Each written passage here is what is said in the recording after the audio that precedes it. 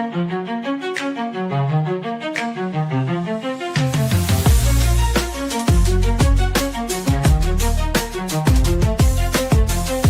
try to silence the truth we shout,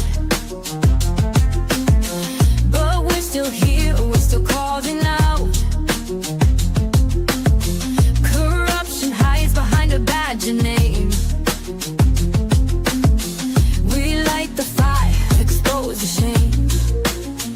We're justice seekers, we'll fight the fight for every voice lost in the night. My life mattered is the cry we sing for the ones they try to bury within. It's just us, we're a movement wide. Together we rise, won't run or hide. The stories echo, the pain runs deep.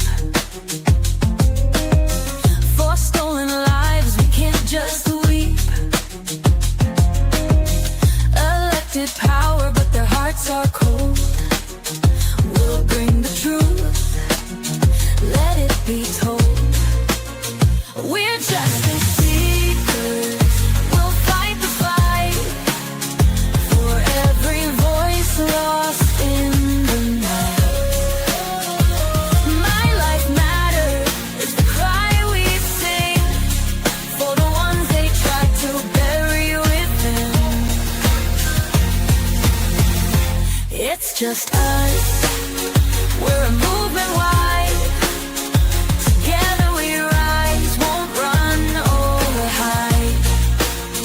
We're justice seekers, we'll fight the fight to heal the wounds, undo the harm.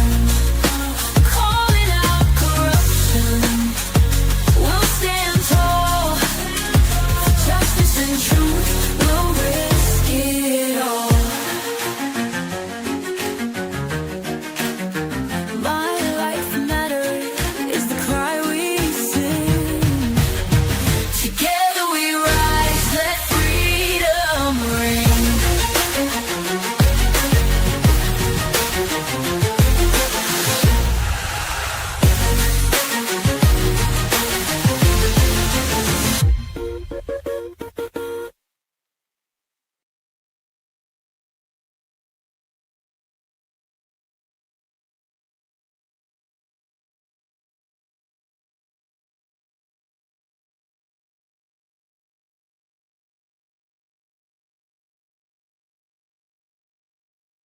You need is a concept and a way to record it.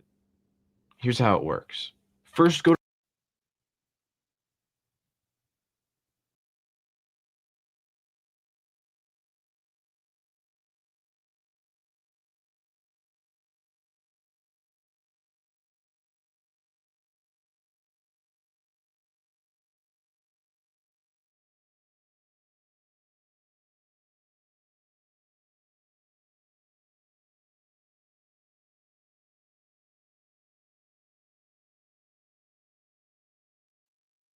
Hi there. Good evening, social change warriors and justice seekers. Welcome back to another edition of our Wednesday episodes where we honor women, women's issues. We honor and advocate for victims of domestic violence and survivors of domestic violence and any other topics that you're interested in that draw the light on women in our country. So thank you for joining us. We've been gone about 2 weeks on Wednesday. We live streamed last week on Thursday and had a guest. Again, my dispatcher was with us and we spoke about 911 calls again with my dispatcher friend Steve. So if you weren't here for that and you're interested in it, check that out last Thursday. So welcome back to Wednesdays. We're glad to be here. And as you know, Wednesdays is our night for buzzing bees. And we are going to buzz tonight because there has been a lot going on since we were together 2 weeks ago on a Wednesday. Many wonderful things happen when we're not here for a couple of weeks, and then there's always tragic situations that happen around our country when we're gone for 2 weeks. So we have a little bit of everything to go over tonight and chat together about in the friend zone if you're here live. And if not, that's okay too. You can leave us a message on the replay. And I appreciate all of you that watch us on the replay on Wednesdays or Thursdays and every Friday. So thanks again for being here. Trigger alert, Wednesdays is the night we give our permission to swear within reason. We don't want to upset YouTube or the algorithms too much. Even though we're not truly monetized, we don't want to upset them. So we try not to swear too much, but we do let a few swear words fly on Wednesdays because after all, this is the Angry Bitch Club. So welcome back. I'm Catherine Felton Page, your host and founder of Social Change Warriors, and I'm lucky enough to get to live stream. It's been a year. Never thought I would stay on this long, to be totally frank with you. There's just been a lot to manage being a live streamer. I could have never guessed in a million years that it would be this hard, to be honest with you. I knew it might be difficult. I knew there might be times where I would be like, oh boy, this is tough. But I never knew that so much hate could be tossed at me. I've never been a hateful, vengeful person. I try to treat everybody with kindness, even people that don't always agree with me or that I don't always agree with. I'm not always perfect. None of us are. I've lost my temper once in a while with people on the other side of the aisle, and they've lost their tempers with me, but always try to come to the middle and agree to disagree and be kind to people always, and know when to listen and know when to speak. And the last year of live streaming has been really something. There's been, like I said, wonderful things have happened. I've met amazing people who truly care and want to advocate for victims of crimes and their families. I've met people that are just downright nasty, that use social media and use the YouTube platform to just be hateful and spout nonsense about things they really don't even bother to research or know very much about. But because they have the audacity and the guts to get up here and create a YouTube channel and know how to work a computer, they can get up here and say anything they want. And Fortunately, we have the freedom of speech in this country, but unfortunately, I don't think we have enough checks and balances on the Twitters and the Instagrams and the Facebooks. What am I missing?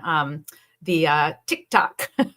I'd like to see a little bit more control over what people can say, doxing people. It's just kind of out of control, in my opinion, what's happening on social media and with some of the live streaming that's going on. So I'm not a big fan of all of that. We should never be cruel to anyone on purpose. We should never hurt anyone's feelings if we can help it. We don't ever have to be mean to anyone. You choose to do that. So if I make a post on social media and you're not a fan of it, then don't be a fan of it. But you don't have to come on there and blast me and try to hurt my feelings or insult my intelligence. What do you gain from that? Because I don't make posts that blast people or insult their intelligence. I put out posts that have to do with things that are going on in this country. Most of them have to do with advocacy for our fellow Americans who have been unalived by the hands of someone else. And once in a while, I'll make some political posts because I can, because I rent Facebook for free and I rent Twitter, but not for free. I pay $9.99 a month for that little blue check mark that Elon Musk wants us to pay him for now. So that's fine. And I believe Instagram, I don't pay anything for that either. So I put my views on there sometimes, and you may not agree with them, you may not like them, but I'm never rude or unkind to people. So when you post on my social media, if you want to debate me, that's cool. If you want to come on here and debate me in the friend zone, the chat box, that's cool. You want to come on the platform with me and talk and debate, that's cool. But don't harass me and try to insult my intelligence or put me down on my social medias, because that's just not cool. And you should know better than that. You should be more mature and more adult than that. It's really quite a shame. And it's given me pause many times in the last year to wonder, at my very tender age of 62, do I want to continue to put myself in the line of fire? Because I'm choosing to do that. I recognize that. I'm choosing to live stream. I'm choosing to be on here Wednesdays, some Thursdays, every Friday.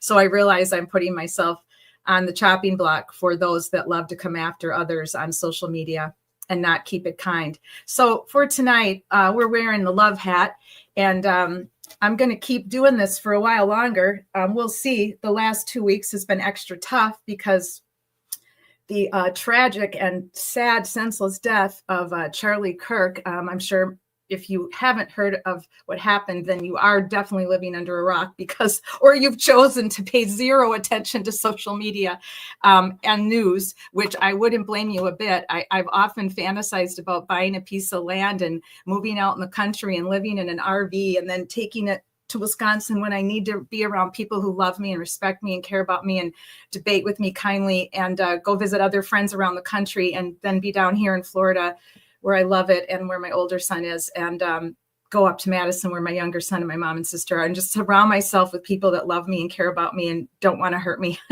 I'm really at that point right now. But then I realize that's not always possible, because if we want to stand for things, if we want to advocate for people who were unalived by the hands of someone else, we have to be willing to take some hits along the way. And people aren't always going to agree with us. Most of them are kind, most of them are respectful, but the last 2 weeks has been just a real shit show on all of the social medias. There's been so many people misquoting people, taking things out of context. We had, 90 some days ago, a congresswoman, her husband, their dog, and a congressman, a senator, and his wife all were shot in their homes. That's absolutely devastating and horrific. And now this last week, Charlie Kirk, a very prominent advocate for Christianity and for, dare I say, very conservative politics, because that's what he was shot in front of college students on a college campus in front of his family. It's absolutely despicable and not acceptable. And another school shooting the same day that Charlie Kirk was shot, which literally got no news time, because the Charlie Kirk being a more prominent figure. Can you believe we had a day where a school shooting takes second seat to another shooting? I mean, what in the frick is happening, people? It's absolutely terrifying. And we should all be so upset and concerned about the state of affairs in our country, with people literally losing their minds over a certain belief, whether it be a political belief or just a belief that they have in the whole universe, in the way the country should be run, or the way people should be treated, or how they've been treated. And then the media, and not so many people that don't realize what they're doing, they're trying to use that to divide us even more. We're already so divided. We can't be divided anymore. How can it get any worse? And then when you try to make a statement where you're trying to just be uplifting, and you're trying to say, please come to the middle, everyone, stop all this, stop hating on each other, stop asking for civil war. Do you have any idea what you're asking for? You need to go back and redo history.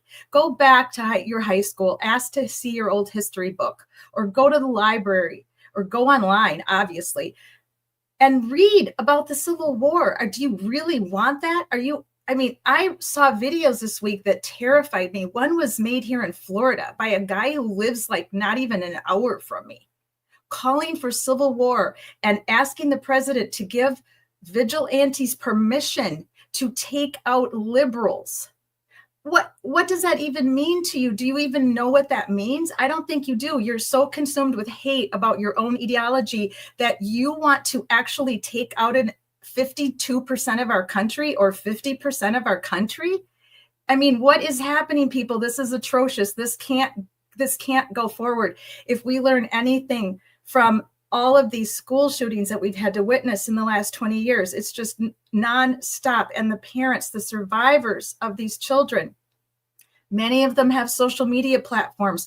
Go on their platforms, listen to their pain. And we have to do better. We have to be able to recognize when someone is going down an avenue of violence in their lives, where they're actually considering what the unaliver of Charlie Kirk did, and what the unaliver at the Catholic school did, and all the other schools that we have. We could list them all, and all the victims and all their families. We have to advocate for, number one, better laws to protect people from getting guns, because that's just what happens in these schools. And with this situation, we have to do it. I'm not asking you to give up your guns. I'm not against you owning your guns. but let's have some laws that make it a little harder for people that are going through a crisis of insanity, because I don't want to use the word mental illness or mental health. There's a lot of people that have, I could be considered someone who has a mental health situation. I have terrible anxiety from my years as a police officer. And because I live with this stupid chronic pain, it causes me anxiety, and I get anxiety attacks very easy. That's considered a mental health condition. I'm not going to go out and buy a gun and shoot somebody. Never, ever in a million years is that going to happen.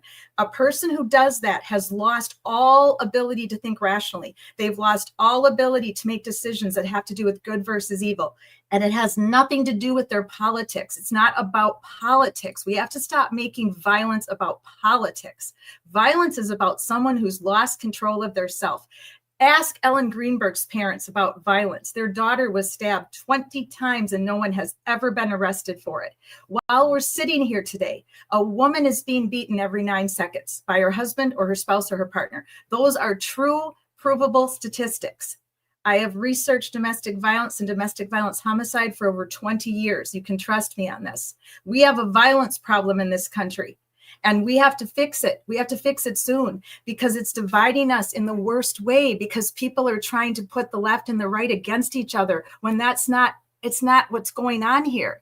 What's going on here is people that are losing their living minds and losing all ability to make rational decisions are able to obtain a gun, a gun. Sorry, YouTube, I don't want to hurt your sensibilities because you're very sensitive these days, and you guys don't, YouTube doesn't like it when we say words that offend them, even though they're words in the dictionary. It's the Angry Bitch Club tonight, people. This is not a happy show, okay? If you want a happy show, go watch comedy TV. This is an advocacy channel, and on Wednesdays we bitch about things that bother us. On Fridays we cover trials, and we bitch about the trials and about what's going on with the trials. And on other nights we talk about the cases and we advocate for their families. Tonight is a night where you can come in my friend zone and tell me anything you want to tell me. You can debate me, you can disagree with me nicely, and we talk about things that bother us and offend us in this country. And violence offends me, and blaming it on one side or the other offends me. And that's what I saw this week. We should all be offended by blaming the left or the right is not responsible for violence. Laws need to be changed. Things need to happen. Conversations need to continue to happen. People cannot lose families and friends and continue to lose people in these violent situations when one lone person, I believe Columbine was the only one that was two. Correct me if I'm wrong. If you're here live tonight in the friend zone, I see there's several of you. Please do that. But I believe it's mostly one person who's completely lost all sense of reality. And they go off the deep end and they do this horrible act and they unalive someone, take them from their friends, their family, their colleagues. And it's just despicable, but it's never going to be done. We're going to always have to deal with this because there's always going to be people that are going to become so unhinged in their heads. And we can throw around, like I said, the word mentally ill all we want, but it's way worse than that when this happens. There's so many things going on with stress in the way that we live our lives now, with social media pressure, with pressure to earn enough money to survive, with the cost of living, the cost of rent is skyrocketed and has made many people homeless. There's so many things that affect our central nervous systems, and so many people have anxiety and depression now, much more than in the older days before, even when I was just a child in the 70s or I was born in the 60s. It's much worse now, people, and we have to be mindful of it. We have to be careful because we are all susceptible to having some type of mental illness, but not the kind that causes this type of destruction. This is it probably is really a 1 in a million. I don't know the statistics on a person who loses it to the point of not knowing the difference between good and evil and the ability to take someone else's life. But I'd like to think it's still 1 in a million. I'll check on that for you, and I'll let you know next time we're together on a Wednesday. But the statistics are there, and it's damning how much violence is going on. I don't think you realize how many women are being unalived every week that you never hear about, because unless they're Ellen Greenberg or Suzanne Morphew or Suzanne Clark Simpson, and for whatever reason the media has decided to show their case to you and show it to me, because I would have never heard of any of these wonderful women if it wasn't for social media and the mainstream media.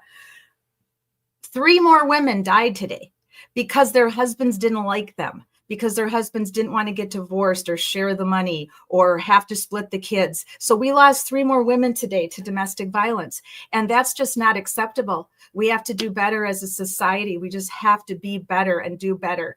Now, there's a couple cases that I want to talk about tonight with you. And I hope that that's okay, that I'm focusing in on just these 2 tonight because they have a similarity. So let me bring up my my screen here for you once more.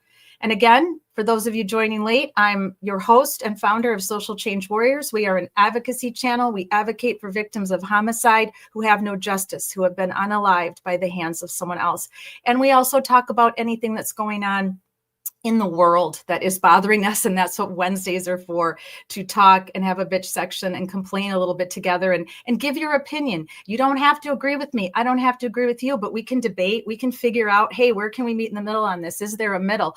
There isn't always going to be a solid middle. And that's okay too, because that is just how life works. We're not always going to have a 50-50, just like a relationship you're in isn't always going to be 50-50. There's going to be days where it is. There's going to be days where it's not, where you may be the 90 and they may be the 10 and vice versa, right?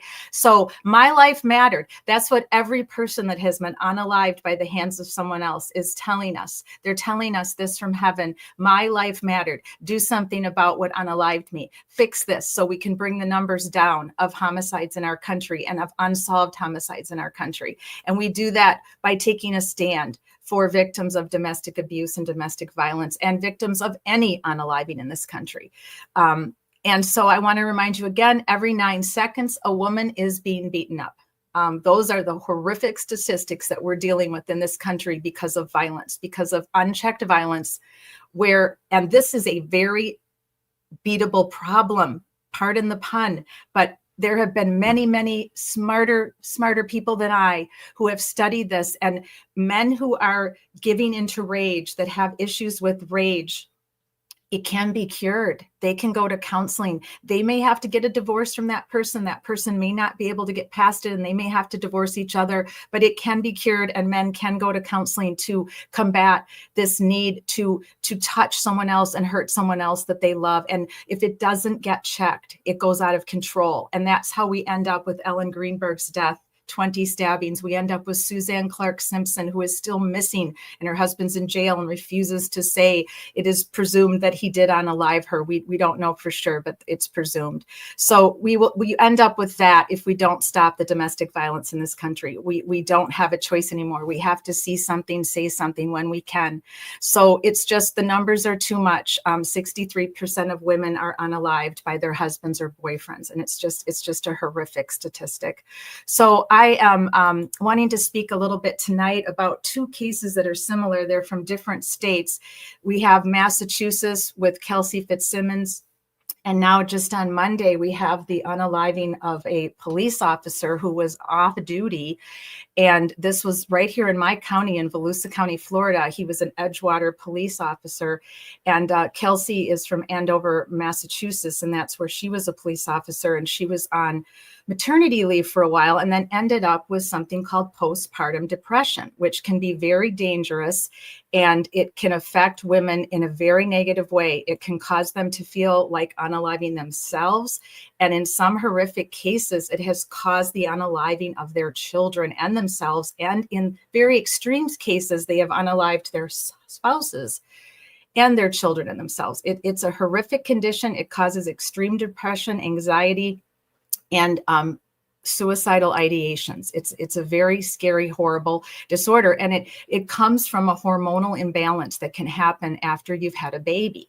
Now, this young man here on the right, he was a police officer who was off duty. We know very little about this case yet because this just happened on Monday. And he was unfortunately shot 24 times in a convenience store by the clerk at a Circle K. And I've actually been in that Circle K many times. It's near one of my favorite beach spots, and I go there occasionally when I'm in that area. It's probably 20 minutes from my house, and he was there to get a hot dog, allegedly, and was in line to pay for it. And the clerk had gone out to the car to what looked like get a coat or a sweater or something, and the off-duty officer had no clue what was going on, and he was shot.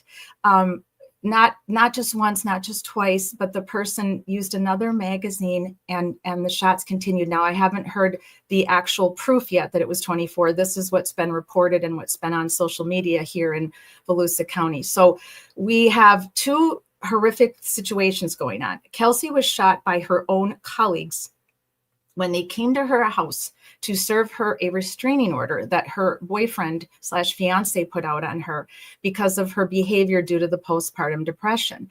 And she was upset, and obviously they've come to take her baby from her because he was able to get an emergency restraining order against her, which is terrible. No mother wants a restraining order against them ever in this world.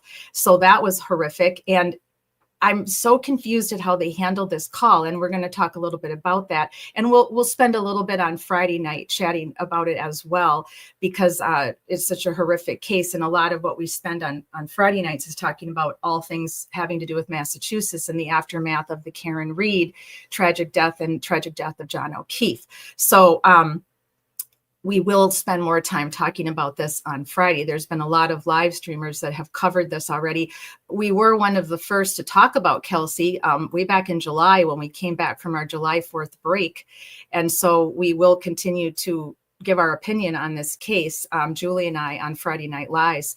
So this gentleman, again, we don't have a lot of information about what happened. Now, what I was reading today is that it appears, and I'll show you, I have a couple of things pulled up that I'll show you here in a few minutes. But it would appear, and let me skip forward here. Sorry about this. These are just other things I want to mention to you. It would appear that this man knew him. That's what the reports are stating, that he knew him somehow. He knew him because this officer lived in this neighborhood, even though his police department that he worked for was the Edgewater Police Department. My condolences to your family, all of your friends and colleagues at the Edgewater Police Department. Thank you all for your service. I used to live in New Smyrna Beach, so I've been in Edgewater many times. There's restaurants there that I would go to, shopping malls when I lived in New Smyrna Beach. I'm sorry for the community for this horrific loss, and just senseless loss of life. Now, what we've heard in the media, and again, this is on social media, it's on the mainstream media. I have not seen an actual police report, but it is being alleged that this person knew the officer. And some of the things I have seen posted just, again, blow my mind. When someone gets unalived and keyboard warriors go on social media, you never know what you're going to see or read. And some of it's just shocking to me, utterly shocking. I mean, people can be so incredibly callous. This man has lost his life. His family has lost him. His colleagues have lost a very good officer. This other man's life is now over. He's confessed. So by all intents and purposes, he's probably going to jail for the rest of his life. And he's lost his life, and his family's lost him. And there's no real answers yet at this time. And hopefully maybe he will be able to give some answers, because there's never closure, by the way, when you lose a person to tragedy. There can be closure of sorts when you lose a person to old age, because they've lived their life out and they've had a full life. So there can be closure. Some closure. You're always going to miss and mourn that person that's no longer with you. I still miss and mourn all my grandparents, my 4 wonderful, beautiful grandparents, but they all got to live till they were older. But when someone younger dies of an unaliving in a tragedy, there is no getting over that for the family and friends. It's just you learn to live with it. But sometimes understanding, if there's any way to understand why anyone would unalive anyone, there's really not. So I'm going to back that up. There's really not any way to understand why anyone would unalive anyone, why this man would want to unalive this man, even if he made him mad or he pissed him off or he upset him. There's no excuse for it. There's no excuse for violence. So, but if he tells us why he did it, that might at least help a little bit to bring some understanding to what in the world was he going through. Now, there have been incidents of violence in this country that we have seen where people have hurt someone or unalived someone because they literally did have temporary insanity is a thing. It's a true medical issue where you have a moment where you can't think straight, you lose everything. You can barely function, and violence overwhelms you.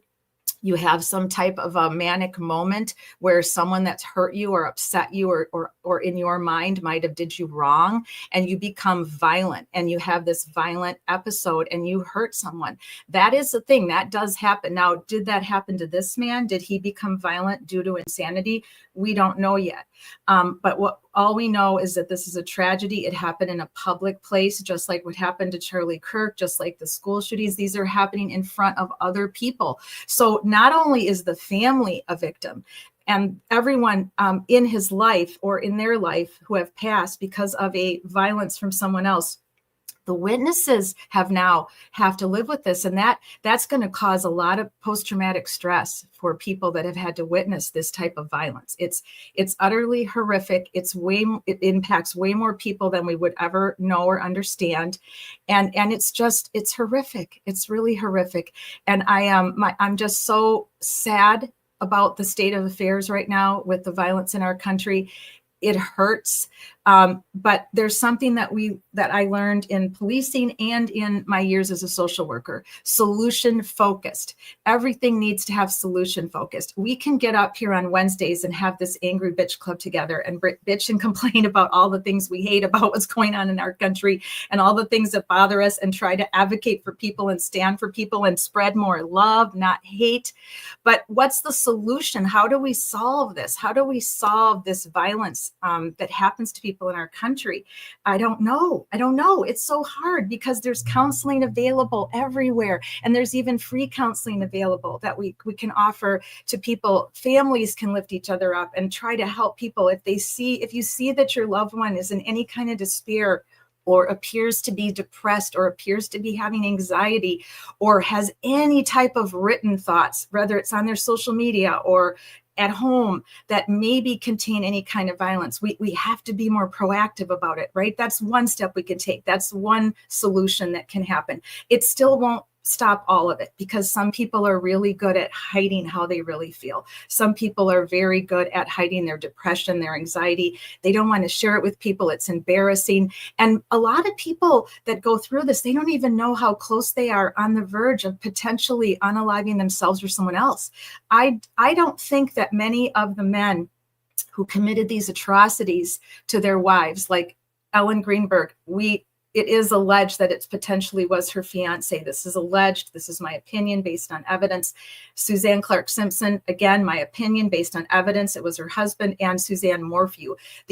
And Sandra Birchmore. These are 4 women that we have been advocating for a year for justice, and none of them have it yet. And Barry was just recently arrested a second time. There's a lot more evidence pointing now that Barry unalived his wife. Now, the statistics will tell us that when a woman dies, it's someone she knows 92% of the time. So if you have a loved one and they've been unalived or they're missing, 92% of the time, it was someone they knew or were in love with that nefariously hurt them and disappeared them. If they were found and they were unalive, like in the case of Suzanne Morphew, she was found. It's really looking like the statistics and the evidence are pointing to her husband. Ellen Greenberg, statistics, evidence pointing to the fiance. Suzanne Clark Simpson, statistic, evidence pointing to the husband. Sandra Birchmore, Matthew Farwell's in jail, statistics and evidence pointing towards him. And now Friday night, we're going to tell you more about Robert Devine, who I've mentioned on this channel more than I'd like to. I'd love to never say his name again. I do believe he was the so-called ringleader of this Stoughton P word that I'm not allowed to say on YouTube. You guys all know what I'm talking about. Ring in Stoughton, Massachusetts, where these officers were groomed Sandra Birchmore and I believe many other young women, but we just don't know for sure because it's very scary for people to come out. As you know from the Epstein victims, it's terrifying. You can be threatened. You can be told that something will happen to your loved ones and your family if you come out and tell what they did to you. Imagine being a victim in this situation and you're being warned that something bad could happen to you and or your family. It's understandable why people are afraid to come out and tell their truth of what happened to them. These 4 women that we have been advocating for a year on our channel, all deserve justice. The person who did this to them needs to go to jail. Was any of it premeditated? We really don't know for sure. It looks like William Farwell was definitely premeditated. Possibly the others, Suzanne and Ellen, possibly premeditated, but we don't know. So what happened to these men? What happened to these men? Now, the Sandra Birchmore is completely separate. We'd have to discuss it way back. What happened to them when they were young? Did William Devine get a hold of them when they were explorers like Sandra? And did he like groom them? And did they have something in them that brought out this dark side that they were able to do what they did to Sandra for 10, 12 years? I don't know. We don't know. We can talk about it. We can debate it. We can bring psychologists and social workers, other social workers that I know on to talk about it. It's very complex. Now, with the men that were married or engaged, Suzanne Morphew and Suzanne Clark Simpson, they were married to these men for many years. They had children with these men.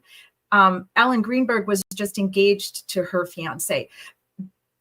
Were they angry, nasty men? Were they always violent, but just never came out until they were pushed by a woman that was pushing up against them, pushing back against their behavior towards them?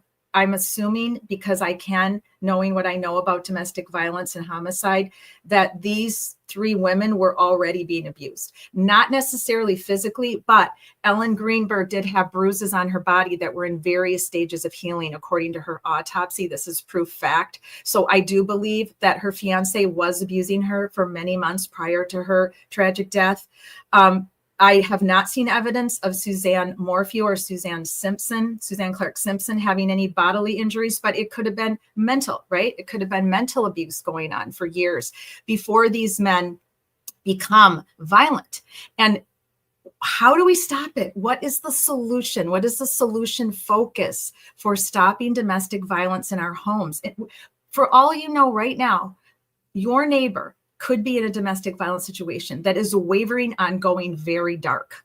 There, like I said, 3 women a day in this country are unalived. We never hear a thing about them because, as I always say, because I was in the media when I was younger, I can say this about it. The media is sometimes very fickle, and they will only choose cases that they feel are sexy enough to draw your attention. They want to get your views, just like live streamers want your clicks and your money and your super chats. That's okay. If they're doing this for a living, I'm not putting down any live streamer that makes money doing this. This is not easy, guys. Being a live streaming person is not easy. I don't do it for money. I'm retired. I don't want to do it for money. I only want to do it for goodwill. But I don't understand why we pick and choose who is worthy of Dateline, who is worthy. Okay, so this is like, who is worthy? Why is Ellen Greenberg more worthy than the mother, probably a mile or 2 from me, that is getting beat up right now and could eventually be unalived? We don't understand it completely. Why certain cases make the media? It doesn't add up, right? It doesn't make sense. Rest in peace, Gabby Petito. What a horrible, horrible situation for you to be young and being adventurous and go out and get in a van with your boyfriend and you're in love and you want to tour the country and you never make it home. And you don't make it home because you were dating someone who had violent tendencies and you didn't know, you didn't see the signs. And you might have seen the signs at the end because you tried to reach out for help, but the law enforcement, they weren't trained. They weren't trained properly where they pulled you guys over that day. Or maybe they could have saved your life, but they just weren't trained properly to understand domestic violence. So we have to train officers better. We have to have more social workers involved and in police where we can train and help people out. I'm going to take a quick break here. I will be right back. I'm just going to grab my water. Thank you, everyone. I'll be back in 2 seconds flat.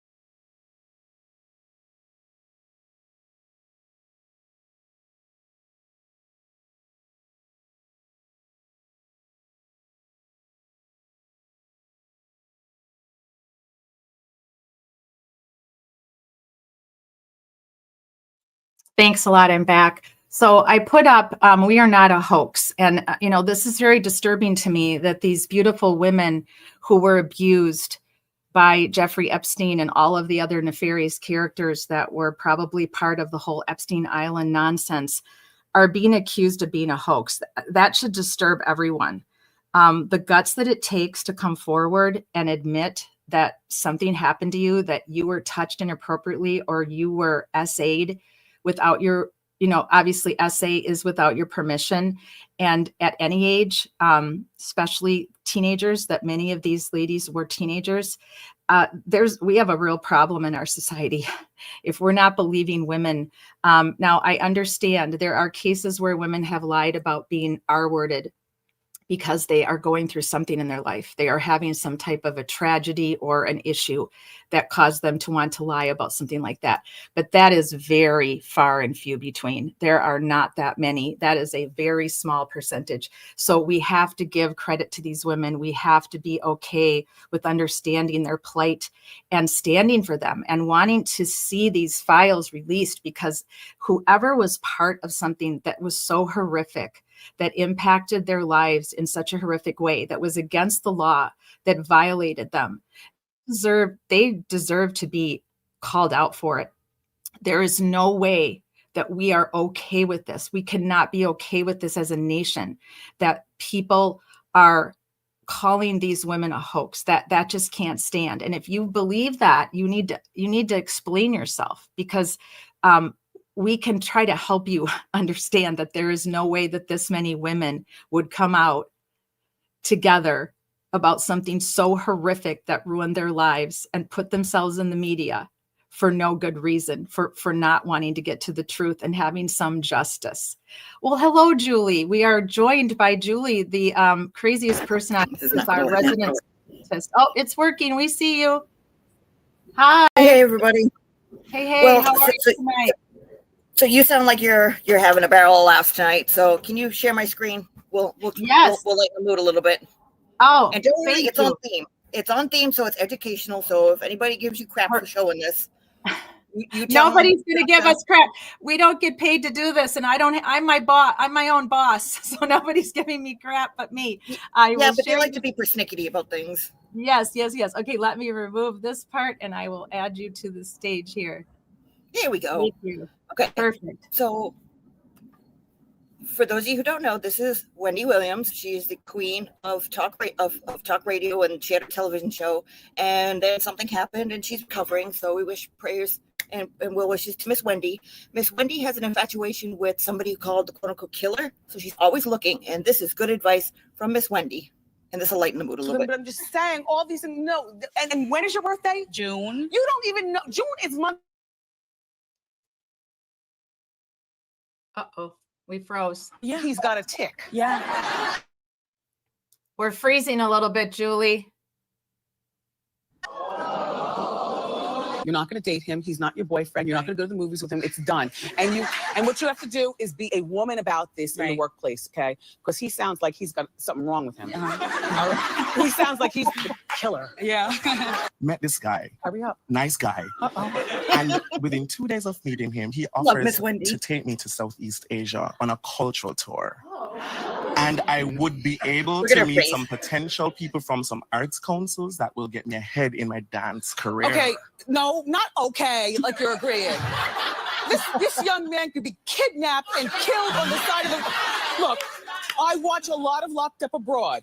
I smell somebody who's going to try to stick something in your luggage, and you're going to be in a Tibetan prison. Like, you just be careful. Don't leave the country. I met a man on the internet about 9 months ago. We reconnected. We've been talking for 5 weeks. He asked me away for the weekend for my birthday, which is tomorrow. I canceled everything, and then he canceled on me. Where were you going to go? The Poconos. Okay. Going somewhere up in the woods by yourself with some man you met on the internet 5 weeks ago is nuts. I know people who know him, Oh, you know people? I do know people who know him, so I know everything he says is cool. And be glad. Yeah, and I don't care that your friends know him. I still wouldn't go in the woods with the killer. Okay? Miss Wendy knows. Okay. And Good luck. just in case you didn't get what the point of that all was, Hi. is I'm a Brother 1 minute Nature. My compilation sister, of Mother Nature, grows everything she's talking about, organic, because she but does she good needs me advice. to make things she's extra very Hang on a delicious. second, too. We No, can't hear Halloween's you. not my favorite thing because I always feel as What's up? You have to mute it because we couldn't hear you. It was still talking. Wendy was still talking, so we couldn't hear Okay. you. You're freezing a little bit. Don't the killer get you? Like Halloween, I think it's for ghouls and goblins and for the killer in disguise to choke you out. Regular scarves have the ends where the killer can come and just finish you off. I don't want to play music in the shower because I want to hear if the killer is coming. Don't you keep a bat from Yankee Stadium in your night table drawer? They're so convenient. All you have to do clunk one time with the killer. I've been aware of the killer since birth. No, I hear that you think people are always going to come and get you. Look at Martha Stewart offering solutions. She made Miss Wendy her own little killer trap, booby trap to put on her Unbelievable. door. How considerate of Martha How Stewart. The considerate. killer. And well, what was she doing in the stairwell? Because that's where the killer is. And now we live in North Jersey. Where? But you're in Hasbro. Well, the killer. You know, I believe in a lot of things, including the killer. You never know who you can meet online. The killer. He's the killer. He's the killer. The killer is everywhere. He sounds like he's the Killer. The killer is on the loose. That's right, Miss Wendy. So see, that's on theme. And it's good advice. So there you go. Yes, that was very good advice. Never ever go to the Poconos or any mountain resort with ladies with someone you just met. Never. Don't go anywhere with someone you just met except a restaurant where Because and you have always your the killer. own, The killer. right, and you have to have your own car, and you have to make even in that one girl's case, she said she knew people that knew him. But hey, a lot of our victims, obviously people knew them, their children knew them, their dads, their neighbors, their coworkers knew them. It's really scary and sad that we just never know when someone could turn on us. Yep. But thank you for lightening the Wendy mood. knows. Yeah, Miss this is Wendy heavy, knows. She knows it heavy all. stuff. Thank you, Miss Wendy. We appreciate you. So I started out with giving just a little bit of background on what happened to Kelsey Fitzsimmons, the officer from it's Andover, correct? Massachusetts? North Andover. North You say that Andover. right? North Andover. Okay. And she was an officer there. I was explaining to our audience that she was a police officer. She was engaged. She got pregnant. She had a baby. So she was on maternity leave and then came down with something that now we know more about, which is called postpartum depression. Now, when I was having my children in the late 80s, no one knew what that was. And I don't think I had postpartum depression because I don't remember being depressed, but I remember having anxiety attacks. Those were the first time I ever experienced them. Was shortly after giving birth to my second son, and they were horrible. And now they come on me at will. Like I'll just be having a nice day and nothing really traumatic is really going on. And all of a sudden I'll start to feel weird. Like I'll start shaking a little bit and I'll start to feel a little nauseous, a little cotton mouth. Those of you that have had panic attacks or anxiety attacks, you know what I'm talking about. You just feel off. It feels like everything's just not right. And, what I do typically is I count. I play the counting game. That really makes a difference. It gets your brain off of what's happening in your body, because what's happening in your body is out of your control. Anxiety and panic attacks are just not in your control, but you can lessen the effect of them. You can get them to calm down a little bit to maybe not last as long. They typically only last 5 to 10 minutes. So that's the good news. It feels like forever when you're having one though. And when I was having those after my second son, no one knew what was going on. They didn't even blame it on hormones. I don't even know if I told my doctor about it. It wasn't until years later when we started hearing about postpartum depression. And now we're hearing about something new called postpartum anxiety, which is different than depression component because there's no depression involved. It's just anxiety. And it's a psychosis actually. So I'm wondering if maybe Kelsey has postpartum anxiety, maybe more than postpartum depression, but she definitely had something happening to her. And there was a big row with the fiance and issues with the fiance to the point where he got what's called an emergency restraining order against her. And her fellow officers were the ones that went to her house, 3 of them, to give this restraining order to her to stay away from her fiance. And they were taking her child, taking her baby. Can you imagine how you would feel if you're a cop? If you are a cop, everyone pretend you're a cop for a few minutes and you've worked with these people. They've been your partners in the line of duty, in danger. And now there in your home telling you that you can no longer see your fiance and we're going to take your baby right now. Go get the baby bag. We're taking your child. We're removing your child from your custody. They didn't bring a social worker along. They didn't bring any family along. I mean, this is such an extreme, bizarre case to me that, I mean, serving restraining orders is one thing, and having a child removed from a home in an emergency way, a judge actually had to sign off on that. But why wasn't that done then in the judge's chambers? Or why didn't they tell her, hey, this is happening. We need you to call your family, call your friends, whoever you need to do, but you need to bring the child on such and such a date. It's almost like they were setting it up to be a trauma, the way that it went down. And so she then goes into this trauma response and is going to unalive herself, gets her service, I don't know if it was her service weapon or her own weapon, gets that G word out, attempts to put it towards her head, and attempts to potentially unalive herself. And one of her coworkers shoots her right in the chest. And she then is rushed to the emergency room and is in the hospital for many, many months. Is that all accurate, Julie? Because you are in Massachusetts and you're getting this more firsthand news than I am. Yes, ma'am. I mean, that's a hell of a lot better than I've seen some or heard some do it.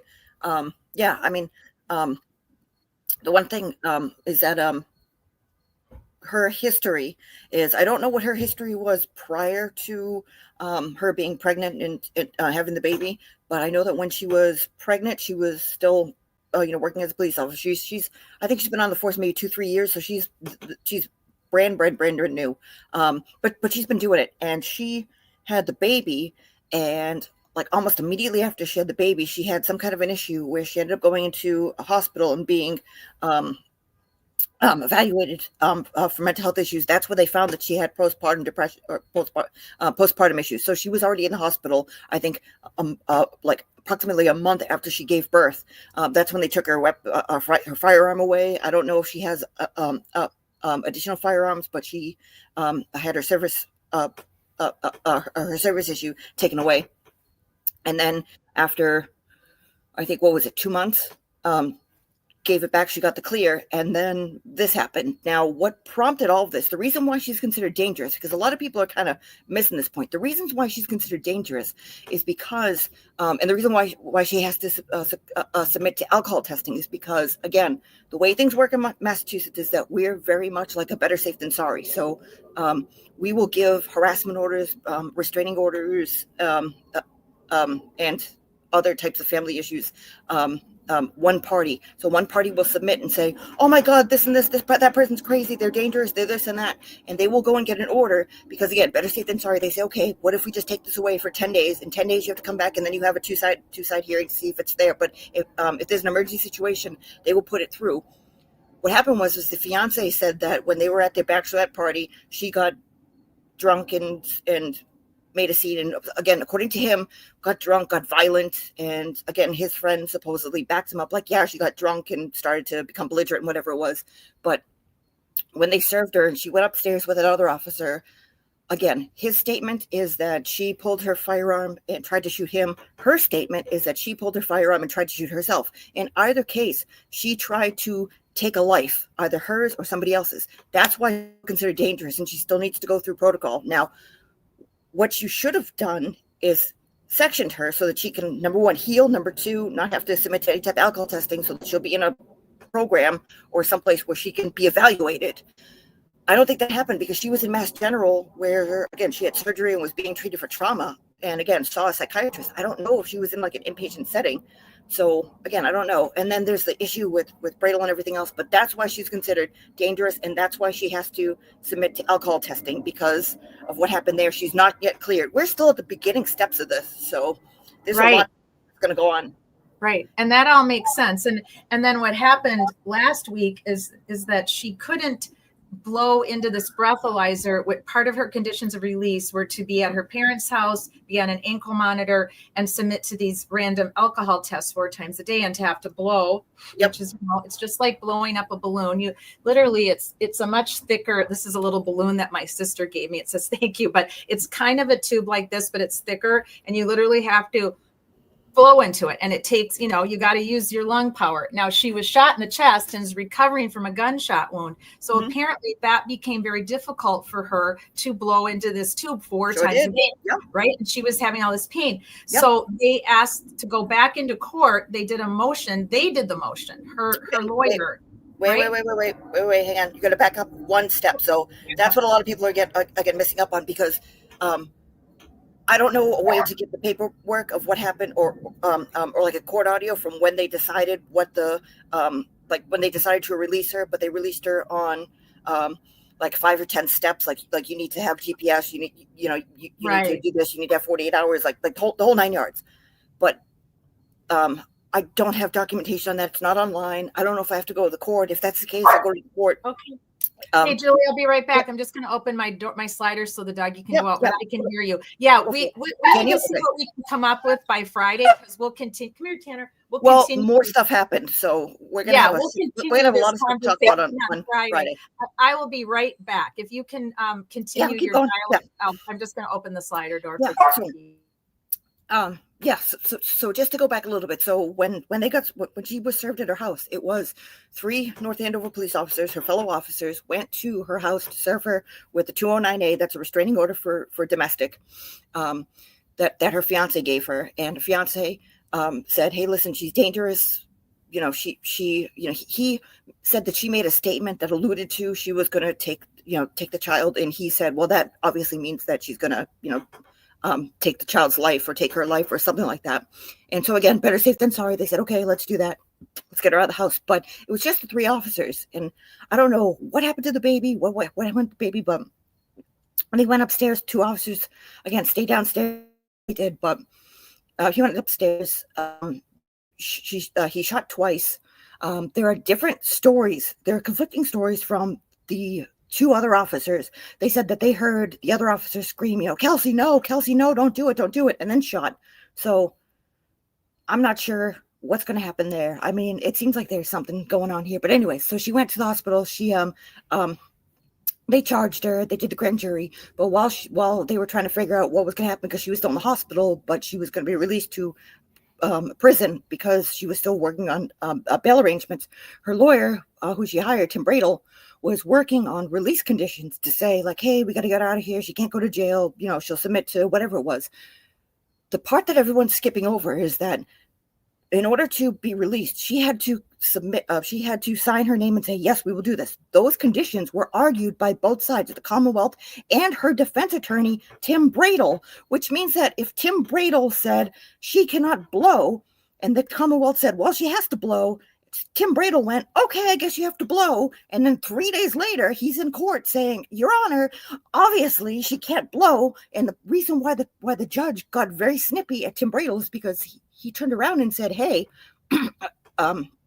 she turned around and said, 'Hey, this sounds like shenanigans, because here you are 3 days later trying to make all these changes, even though 3 days prior, when she was released, you signed your name and your client signed and agreed. You, on behalf of your client, signed to these conditions that you argued for her release. Why are you all of a sudden changing it?'" Now, again, we listened to the audio on Friday, and people have been playing it, and people are losing their mind. And again, rightly so, because it's very upsetting. I mean, she cries at the end. It's horrendous. She should be out and in a safe environment. Again, because of the 59A, she's still deemed dangerous, but needs to be under conditions because she hasn't been evaluated or to have enough time go by to say, "Okay, she's better. How are things going?" But the part that people are missing over is that they're blaming the judge by basically saying, like, "Why is the judge trying to keep her in? Like, they're trying to keep her locked up, and we're going to give you what for?" No. Tim Bradle, her attorney, signed a piece of paper that said, yeah, she will submit to alcohol testing by blowing 4 times a day, whenever it was. Then 3 days later wrote something and said, "Your Honor, obviously she has a wound in her chest and she can't blow. I don't know why we would do this. We need something changed." The time to make that change was 3 days prior. That's the reason why the judge was so bullshit. And again, having an argument by snapping back at the judge and saying, "Well, I don't know, Your Honor, have you ever heard of the 8th Amendment? Ever heard of it? Of course, what do you think's going to happen?" And then she writes the paper that came out last night. And I know Attorney Melanie Little lost her mind when she went over it, and she was telling people in Essex County to leave. And again, I'm right here. That's Essex County. I'm in Essex County. I'm not going anywhere. I'm going to try to figure out what's going on, because I believe that there is something going on. I don't believe it's what everybody believes is going on, though. We need to look at everything. And again, I get it. Bradle's Turtle's attorney. Hooray, I guess. But like when you do bad, like when you do good, yay. When you do bad, you need to say like, oh, that person did bad, because if not, it's going to hurt people. And you certainly don't go on and call everybody a C unit every 5 minutes. That's not going to help anybody. Okay. Again, Essex County right here. So. Yes, you're absolutely right, Julie. I agree. Thank you for coming to my TED Talk. Thank you. And I agree with everything you said. And I was listening. I take my phone with me when I have to sneak outside. I can listen in. I'm Julie. Okay, this is a difficult situation because, again, when you have an attorney who's crossing over different cases in your state, just like Aiden Kearney is, going to be going back to court soon due to all of the witness intimidation charges that they brought against him. Next week's a busy week. I personally don't agree with that. I mean, I think that I don't always agree with his tactics and the way he does things on his channel, but I certainly don't think he witnessed intimidated anybody. His tactics you may not approve of, but I don't believe they're jailable offenses. So he had to hire an attorney, and one of them was Bradle. Now, Bradle is also representing Kelsey Fitzsimmons, but just because he does a good job on one case doesn't necessarily mean that he can or cannot make mistakes on another case. So you have to keep an open mind. I don't think you can automatically be a cheerleader for someone who might have made a mistake just because they're helping another person that you're for, right? Does that make sense to everybody?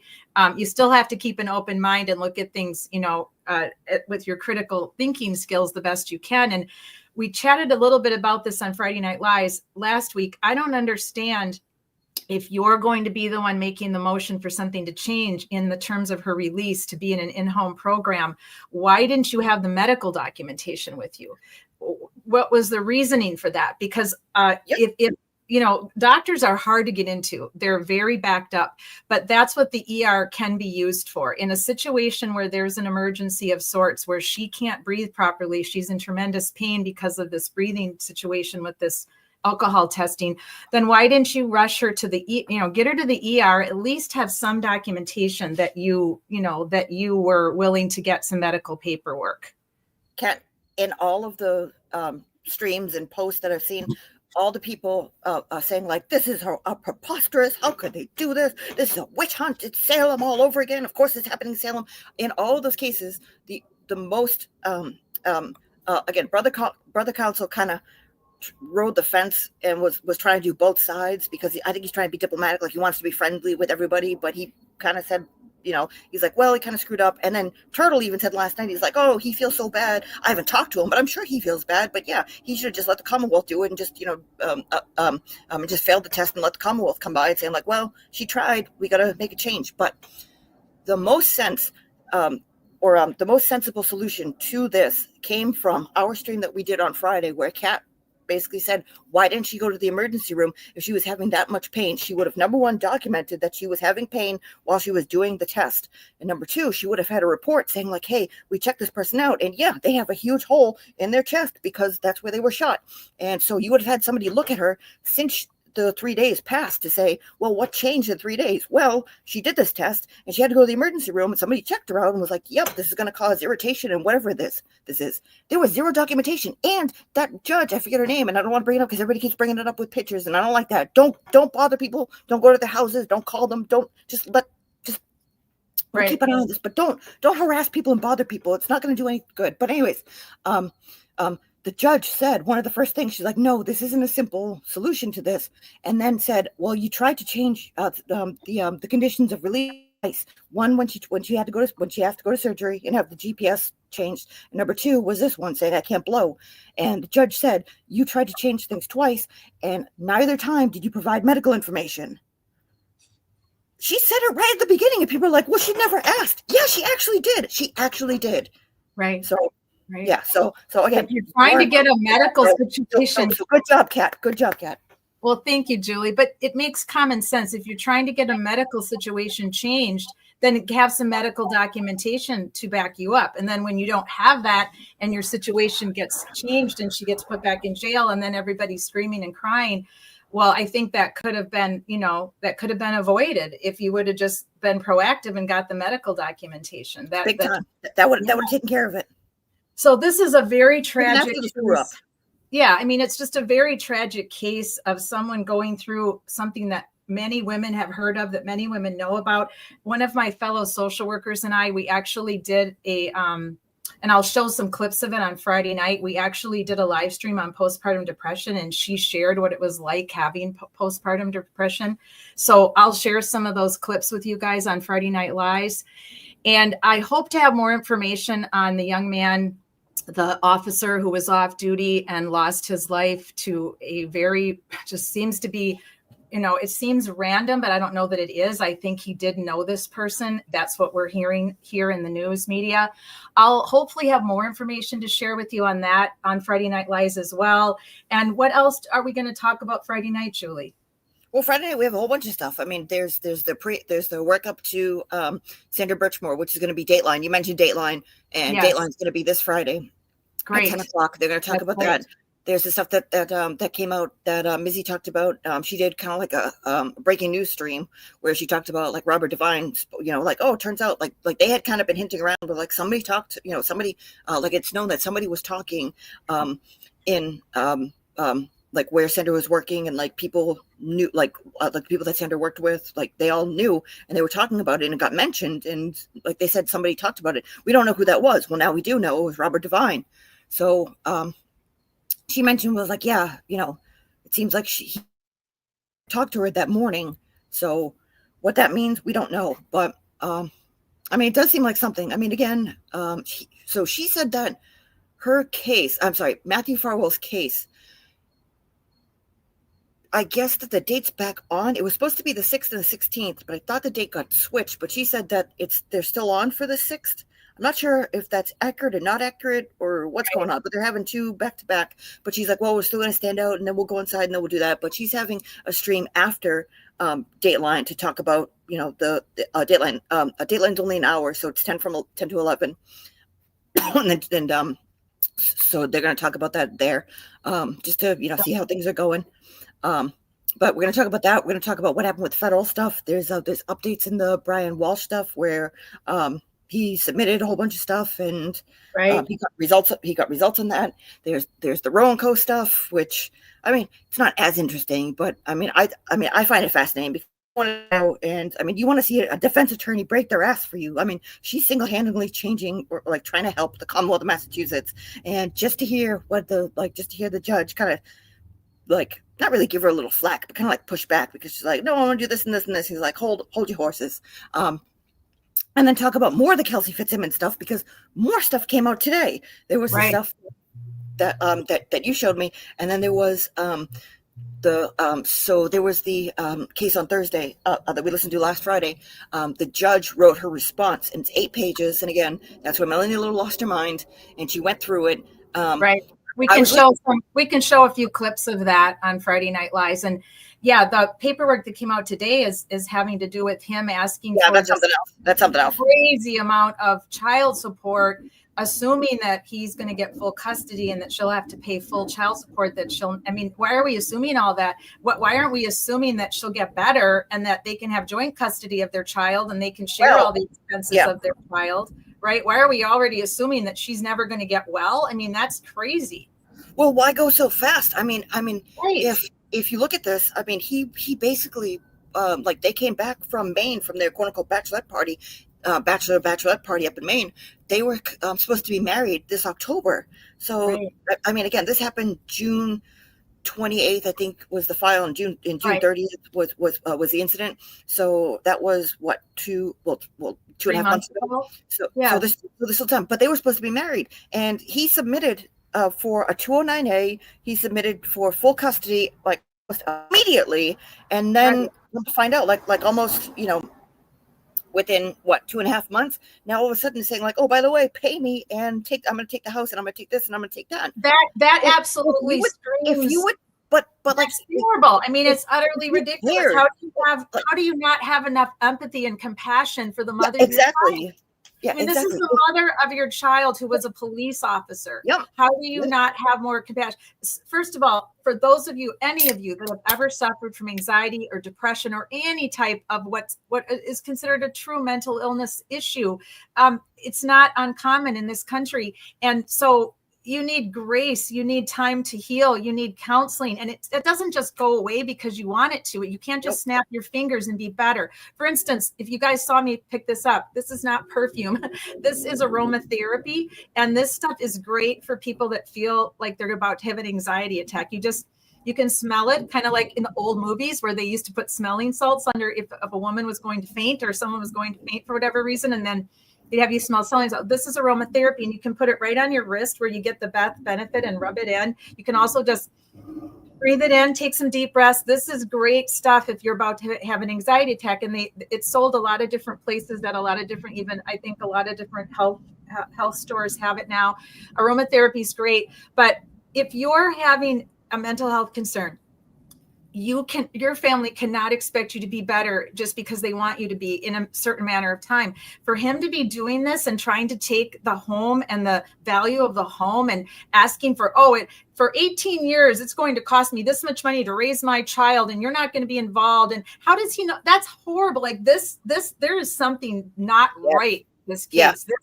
I mean, I was so taken aback by that. I couldn't even believe it. It's so cruel.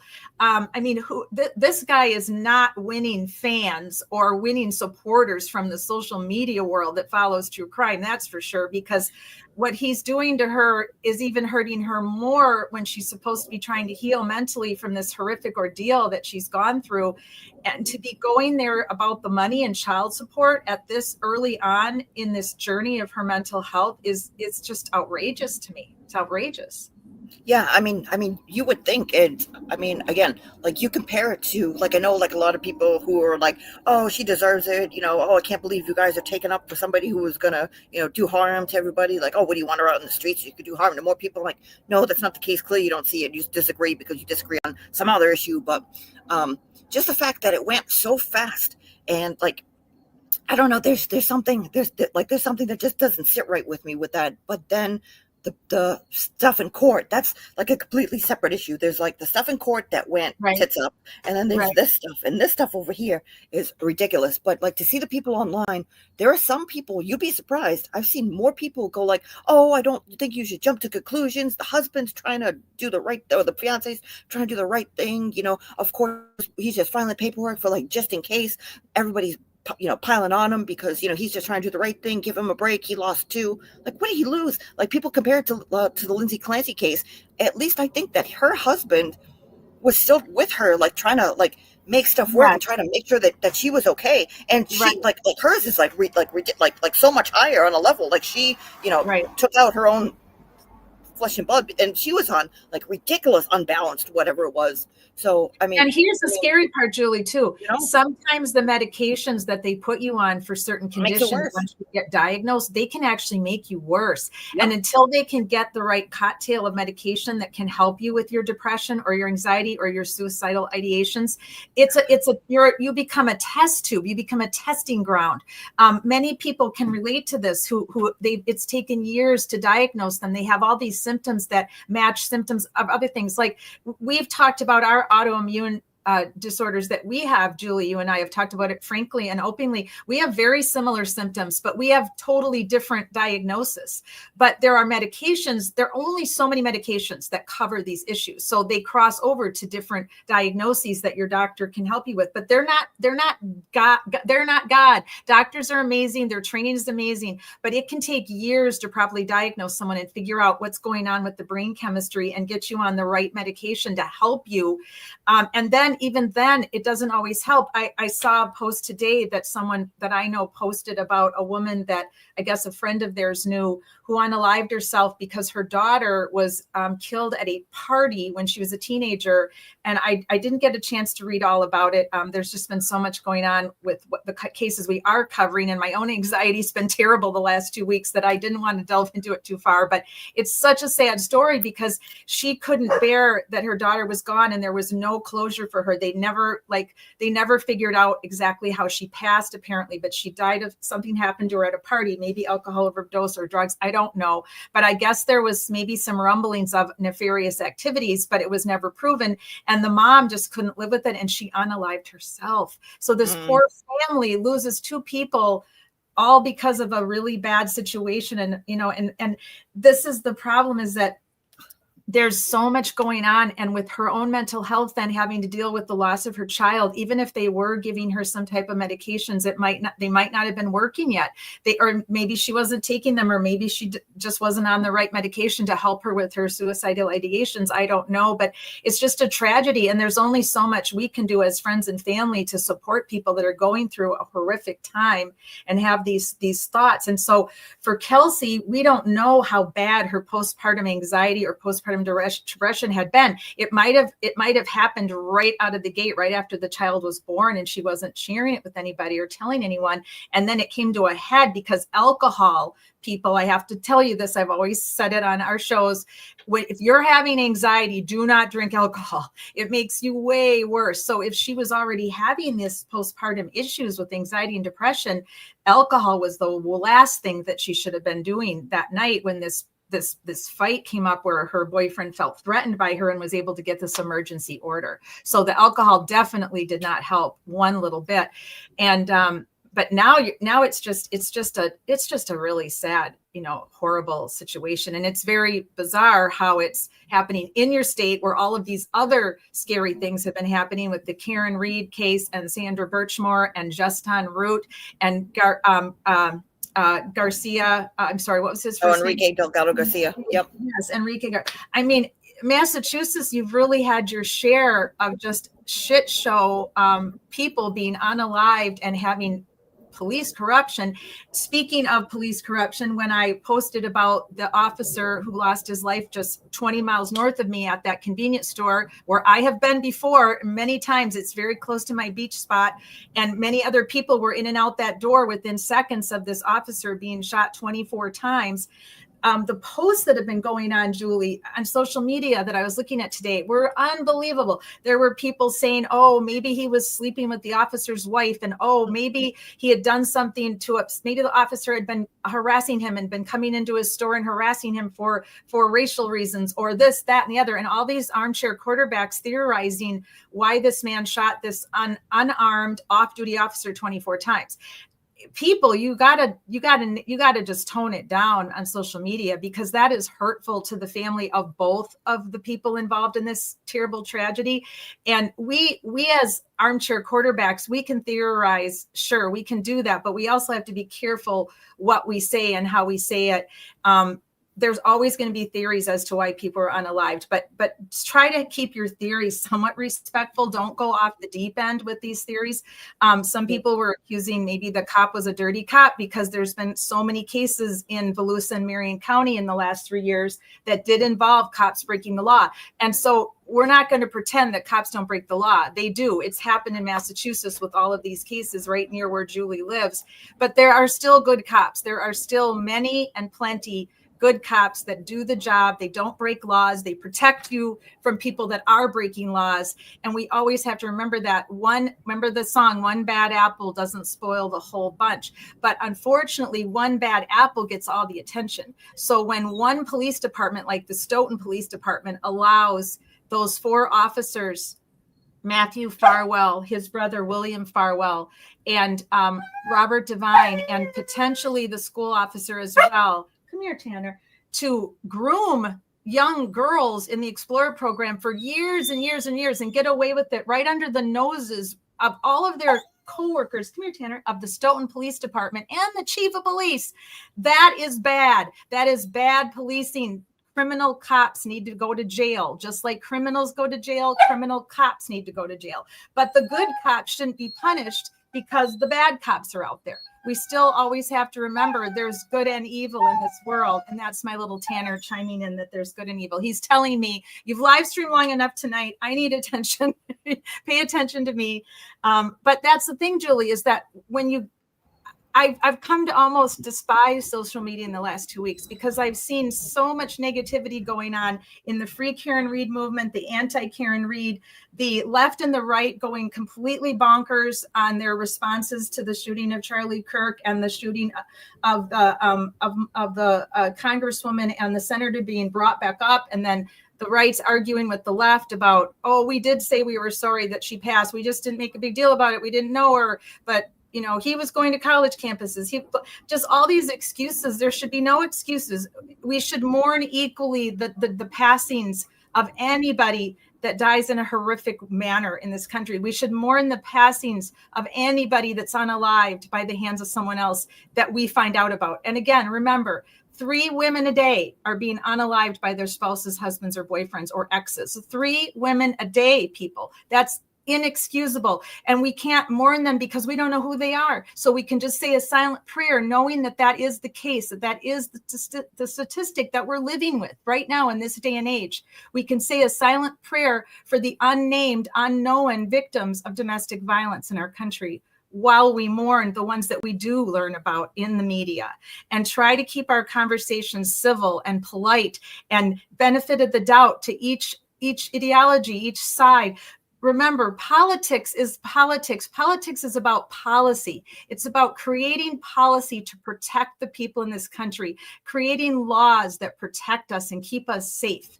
It's not about harm. So we should never be giving up friendships or family over our arguments over politics. It's just completely insane that this is happening right now in our world. So Julie and I have a lot to share with you coming up on Friday Night Lives. We will go over more on Kelsey Fitzsimmons' tragic case, more on what I can find out about the officer that was unalived off duty. And I apologize, Officer David Jewell. I'm sorry if I didn't say his name yet. Officer David Jewell, rest in peace. Thankfully, Kelsey Fitzsimmons is still here and survived her horrific chest wound. And rest in peace to the school shooting victims from all of them. It's horrific. And our hearts go out to all the families and friends of Charlie Kirk, and it's just, we have to figure out how to end this. I know that's naive, Julie. We're never going to end violence. Unfortunately, violence can't be ended because, I took that off the stage. There will always be violent people that live amongst us. That's been going on since the dawn of time. You can go all the way back to the Bible for that. And it's sad. But it's a state of affairs that we have to live with in our society, in our world. There will always be violence, but if we can bring it down, if we can bring down the numbers somehow with see something, say something, and people being vigilant in their communities with community neighborhood watch programs and keeping an eye on our friends and family members who are going through trauma, we could help. Hopefully we can help and try to get along with each other and not be so mean to each other over our differences in politics and policy or cases. I mean, Julie, you and I have seen just some nasty, mean behavior going on the social medias with the anti-Karen Reed and the Karen Reed, and even within the Karen Reed fraction themselves. There's nasty behavior going on. People just defaming each other and demeaning each other and doxing each other. I've never seen anything like it. Yeah, I mean, just this morning, people were talking about saying like, well, what brought this up? What brought this on? I mean, how did things just go how did things go sideways so fast? Was it a catalyst? Was this desired? Was this, was this poked? Was this prodded? Was this, whatever the case may be? And yeah, I mean, violence, I mean, that's human nature. Our human nature is to, you see somebody, they have something you want, you get angry and you throw, bash them over the head with a rock. That's been going on. Sorry, puppy moment. We're talking about anger. We're talking about anger, and I had to scold my puppy. He just grabbed something he wasn't supposed to have, a piece of paper that I actually need, but luckily I saved it from destruction in time. Yes, what you're saying is absolutely true. So, I mean, we just have to do better. We have to be better and kinder and accept each other's differences. I mean, it's just not acceptable for neighbors not to speak because they don't agree on policy or politics. I mean, it doesn't make any sense to me anymore. It just doesn't. I can't even imagine the amount of stress and anxiety that has been going on in the last few months with the numbers of school shootings and other unalivings that we've been covering and people we've been advocating for, but also with the Charlie Kirk unaliving in such a brutal, traumatic way has caused so much uproar, and that it shouldn't have caused that. It should just cause people to be sad and upset and angry that people can become so unhinged that they're willing to do something to someone else in such a traumatic way. But all this finger pointing, it's this person's fault, it's that side's fault, it doesn't get anybody anywhere. It's completely against solution-focused ways to work things out in a civilized manner, in a civilized society. Yep. Yeah. I mean, like you see it. I mean, like you say, like, well, we think we're helping. I mean, again, like you look at this and say, like, well, we think we're helping because, the head of whatever faction this is says, yeah, go throw rocks at that person. And the head of this faction says, well, we don't like rocks thrown at us. So then, you're warring. And then, come to find out, well, this one has a personal beef with this one, and they're making their whole person, their whole collective community go after this whole entire collective community. And then this person doesn't like that person, so they're making the whole entire thing. Meanwhile, everybody fights one another, and who befalls the damage? Damage is done all around here. I mean, just look at Massachusetts. You look at what's going on here. If the shit ever hits the fan, and God forbid something happens to me, I have to go to Superior Court in Salem, where this is happening right now. You would think that somebody wouldn't chum the waters and churn up the hornet's nest to say, hey, call this person a C unit because, I don't like it. Right. Because why? Because you're friends or somebody, therefore you think that they're doing the right thing? No. Who does this hurt? This hurts people in Essex County. This hurts people here. And number one, it hurts Kelsey because this is her judge. She decides no matter what. Like, again, say what you want, good, bad, or different about Bev. She was the judge. Right. There's the way, there's right and wrong, the way things should be, and then there's real life. And guess what? Judges hear things that are going around the community. Judges see, like, it's supposed to happen this way. The Commonwealth defense makes a motion, and then we say things. But sometimes the Commonwealth will say something, the judge will see it and go, you know what? I'm going to take all their stuff, and I'm not going to take anything here because I don't trust anything coming from this guy because this guy has something coming down from disciplinary, or I heard from so-and-so that they tried to pull a fast one in this other court, so I'm going to make them check things. Again, is that the way it should be done? No. There's the rule book, but they're the judge. They're the decider, basically. So that's how things are done. And to piss the judge off so early, all you're going to do is hurt this girl. So please just think about things before you Yes. tweet or write something. Just Right, think about right. what it is that you're, like think about your goals. What is it that you're trying to do? Are you just trying to get a reaction out of some person with an anonymous account to see if they tweet back at you? Okay, do that over there. Don't bring in other people in the community because that's who it hurts. Right. Look Right. at the bigger picture. It's exactly something that when I was instructing at USC through the Siskey internship program, one of the things I taught the students that I worked with, who were mostly all returning adult students like I was. Most people getting their masters are returning adult students. There are some that go right into it after college, but most of us that get our master's degrees are returning adult students. So I was instructor for people that were, a little younger than me. Some of them were in their 30s, 40s. There were even some my age at the time. I was in my 50s when I was doing this. And we used to talk about your social media footprint. And remember that everything you put on social media is there forever.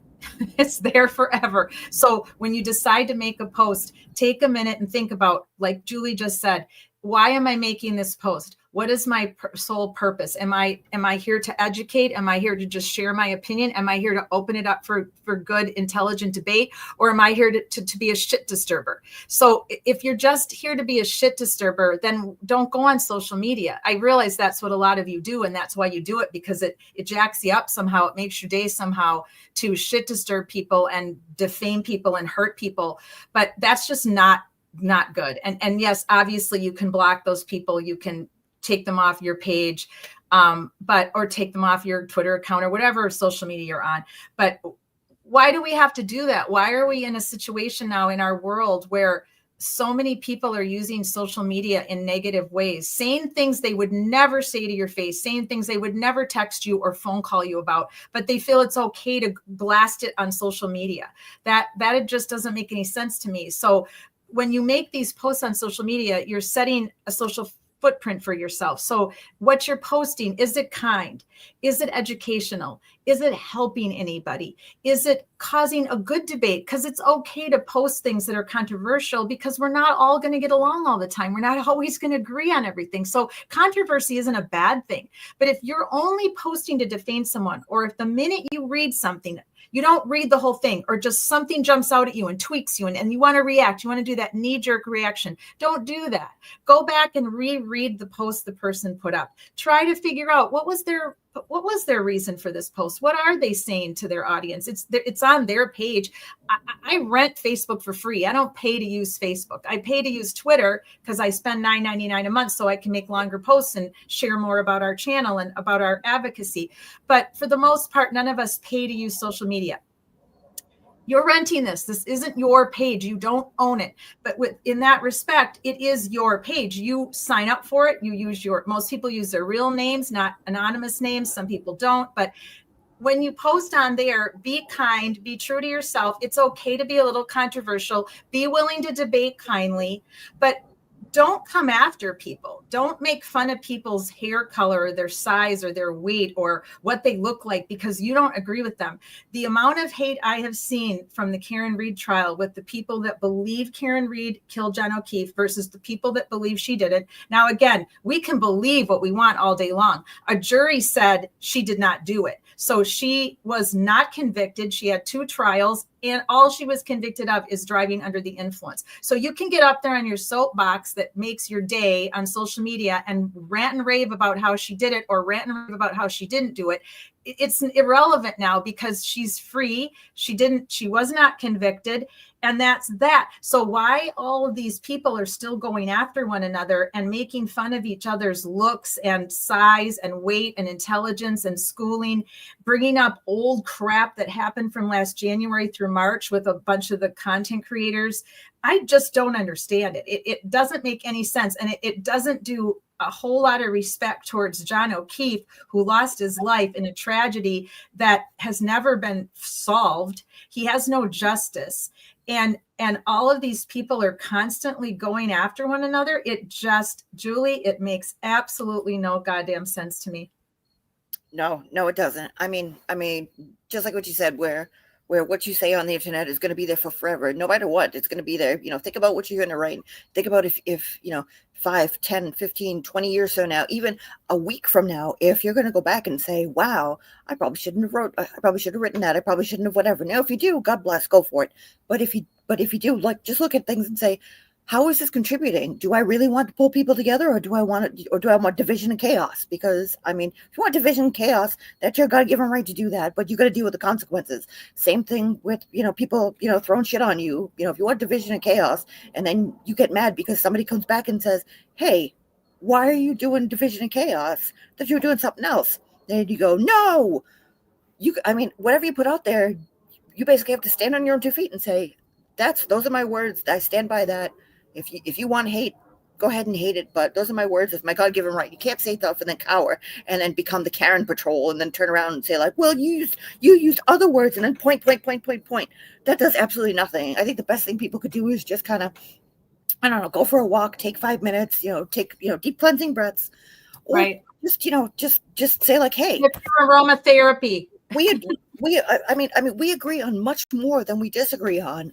We're all human beings. We all wake up in the morning or whatever time. And we all, pee, let the dog out, make coffee, whatever the day may be. We, say oh, I got to do that stupid thing today. And right. So it's going to bother me. And, oh, I hate that. And then we, watch, some type of entertainment or whatever this is. We all have, annoying family members or, that one needy friend. We all have stuff like that. No matter what side of the aisle you're on, no matter what side of case you're on, we all have those things. So we all have a lot more in common than we realize. So, just think of it that way. Okay, fine, you disagree on one thing. Great. We agree on thousands. So pick something else. Exactly. Great, Julie. That was so well said. Thank you so much for saying that. And thanks for popping in tonight and joining me. I really appreciate it. I always love co-hosting with you. You're such a smart, intelligent lady, and I love our connection that we formed via the Karen Read case, but I love it that you're willing to live stream with me about the other cases that are around the country advocating for victims of homicide and getting justice for those that were unalived by the hands of someone else. So thank you, everyone. I really appreciate you coming back and joining us again. I played the clip from the trailer of the movie Love Actually at the beginning of the show. Number one, I just wanted to wear my love hat because I just want there to be more love and kindness amongst each other, even when we have differences. And Love Actually is one of my all-time favorite movies. It teaches you a lot. It really does. And if you've never seen it, please go watch it. It's on Netflix, and I'm sure it's probably on Hulu. It came out in 2004. And the beginning of the movie is an airport, and the voiceover is so poignant. He's talking about how the day after 9/11, there were no words of hate. There was no hate slur. There was no racial slurs. There was no misogyny. There was no nothing. Flags sold out in stores all around the country. We were all one big group of people mourning the loss, the senseless loss of violence from those that died in 9/11. Rest in peace to all of you that lost your lives and that are continuing to lose your life because of cancer, because of the terrible, nasty fumes and chemicals that they breathed in, those that were in the area, those that lived in the area, and those that helped continue to save people that day and look for people following the days, and all of the work that was done to remove the buildings. Those people are suffering. There's many thousands, I believe 50,000, I said last week when we talked about 9/11, that are still ill and battling various kinds of lung cancer and other cancers because of all of the debris and the scary fumes that they had to breathe in. So rest in peace to everybody that was a victim of 9/11, and our just massive condolences to all of the families. And the voiceover, go watch the movie Love Actually. The voiceover at the beginning of the movie says that there were no talks of hate or anything going on. It was only love. It was only love for our fellow man that was spoken in the days after 9/11. And that's why the beginning of that movie was so poignant and beautiful. So I wanted to play that trailer tonight. Thanks for being here tonight for Wednesday's episode of the Angry Bitch Club, where the bees like to buzz on Wednesday nights and talk about issues that are important, mostly to women, but really anything can be discussed on Wednesdays. Julie and I will be back on Friday with Friday Night Lies, where we're discussing the aftermath of the Karen Reed trial and the other trials that have been, or upcoming trials that are about to take place in Massachusetts, and any other activities that Julie makes us aware of in her home state of Massachusetts, and that I make you aware of from the other cases that I'm advocating for around the country. So thank you very much, everyone. My life mattered. It's just us. We'll see you on Friday. Take care, everyone.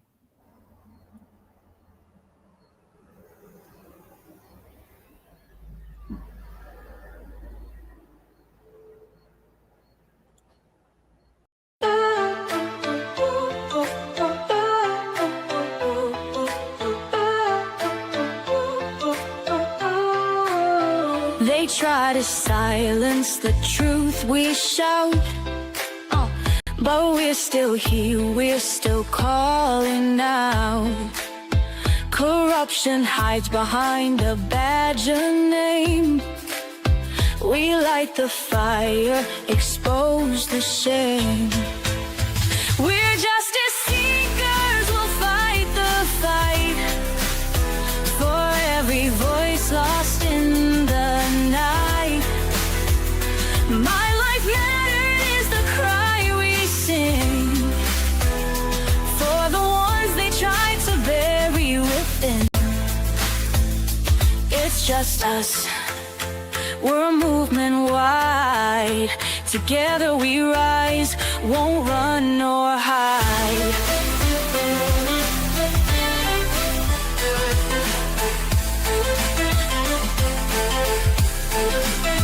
The stories echo, the pain runs deep. For stolen lives we can't just weep. Elected power, but their hearts are cold. We'll bring the truth, let it be told. We're justice seekers, we'll fight the fight for every voice lost in the night. My life mattered is the cry we sing for the ones